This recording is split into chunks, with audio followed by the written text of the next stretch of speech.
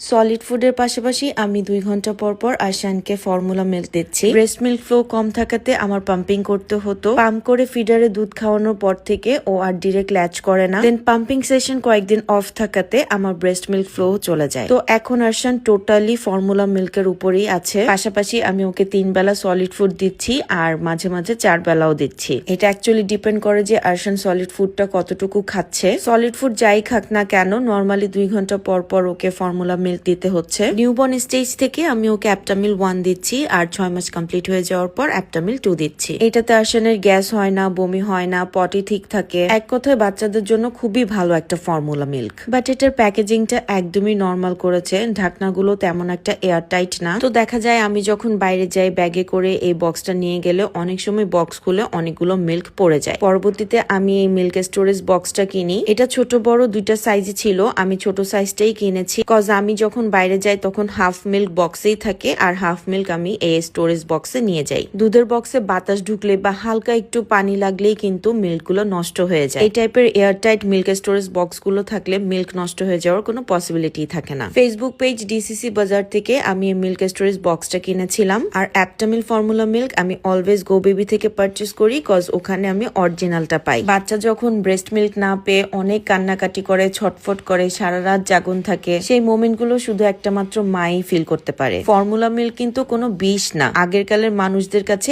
এখন পর্যন্ত এই ফর্মুলা মিল্কটা বিষের মতোই মনে হয়। আমি ডক্টরের সাজেশনই ফর্মুলা মিল্ক দিয়েছিলাম। ন্যান, সিমিলাক, ল্যাকটোজেন কোনো কিছু ট্রাই করা বাদ ছিল না। বাট এই অ্যাপটামিলটাই একমাত্র আমার বেবিকে অনেক ভালো স্যুট করেছে। অনেক অনেক আপুরা আমার ভিডিও দেখে তাদের বাচ্চাকে অ্যাপটামিল দেওয়ার পর অনেক উপকৃত হয়েছে। আই হোপ আজকের ভিডিওটা আপনাদের জন্য হেল্পফুল হবে। দেখা হবে নেক্সট কোনো ভিডিওতে। Till then stay with it, sleep, travel, repeat. Tata.